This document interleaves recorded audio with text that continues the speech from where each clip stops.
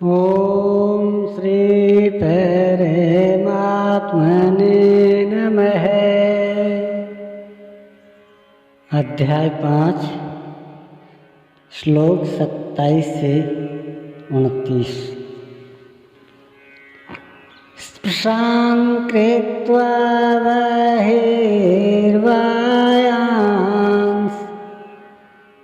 चक्षुश्चैवान्तरे भ्रुवोः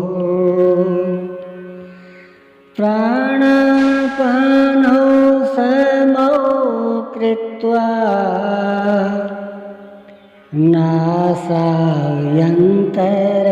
चारिणौ यतेन्द्रिये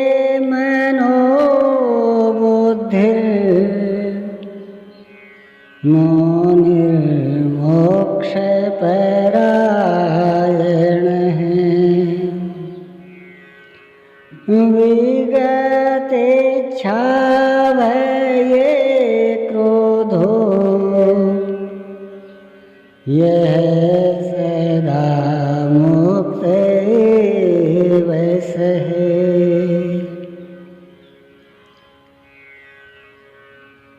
अर्जुन, बाहर के विषयों दृश्यों का चिंतन न करते हुए उन्हें त्याग कर नेत्रों की दृष्टि को भ्रकुटी के बीच में स्थिर करके ध्रुव हो। अंतरे का ऐसा अर्थ नहीं है कि आँखों के बीच या मोह के बीच कहीं देखने की भावना से दृष्टि लगाएं। भ्रकुटी के बीच का शुद्ध अर्थ इतना ही है कि सीधे बैठने पर दृष्टि भ्रकुटी के ठीक मध्य से सीधे आगे बढ़े, दाहिने बाएं इधर उधर चकपक न देखे, नाक की डांडी पर सीधी दृष्टि रखते हुए अर्थात कहीं नाक ही न देखने लगे। नासिका के अंदर विचरण करने वाले प्राण और अपान वायु को सम करके अर्थात दृष्टि तो वहाँ स्थिर करें और सुरत को श्वास में लगा दें कि कब श्वास भीतर गई, कितनी रुकी, अर्थात लगभग आधा सेकंड रुकती है। प्रयास करके न रोकें। कब श्वास बाहर निकली, कितनी देर तक बाहर रही, कहने की आवश्यकता नहीं कि श्वास में उठने वाली नाम ध्वनि सुनाई पड़ती रहेगी। इस प्रकार श्वास प्रश्वास पर जब सुरत टिक जाएगी तो धीरे धीरे श्वास अचल स्थिर ठहर जाएगी, सम हो जाएगी। न भीतर से संकल्प उठेंगे और न बाह्य संकल्प अंदर टकराव कर पाएंगे। बाहर के भोगों का चिंतन तो बाहर ही त्याग दिया गया था, भीतर भी संकल्प नहीं जागृत होंगे। सुरत एकदम खड़ी हो जाती है, तैल धारावत। तेल की धारा पानी की तरह टप टप नहीं गिरती, जब तक गिरेगी धारा ही गिरेगी। इसी प्रकार प्राण और अपान की गति एकदम सम स्थिर करके इंद्रियों, मन और बुद्धि को जिसने जीत लिया है, इच्छा, भय और क्रोध से रहित, मननशीलता की चरम सीमा पर पहुंचा हुआ मोक्षपरायण मुनि सदा मुक्त ही है।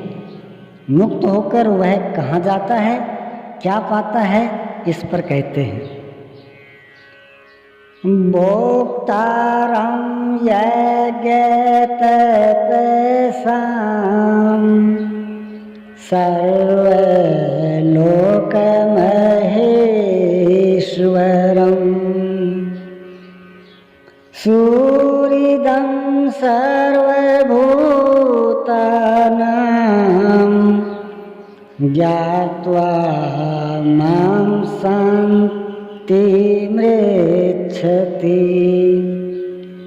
वह मुक्त पुरुष मुझे यज्ञ और तपों का भोगने वाला, संपूर्ण लोकों के ईश्वरों का भी ईश्वर, संपूर्ण प्राणियों का सर्वथा रहित हितैषी, ऐसा शाश्वत जानकर शांति को प्राप्त होता है।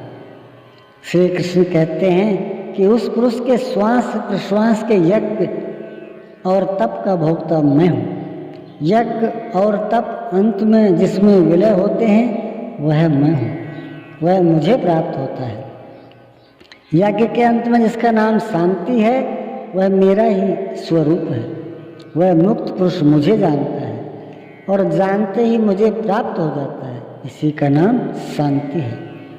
जैसे मैं ईश्वरों का भी ईश्वर हूँ वैसे ही वह भी है। ओम श्री सद्गुरुदेव भगवान की जय।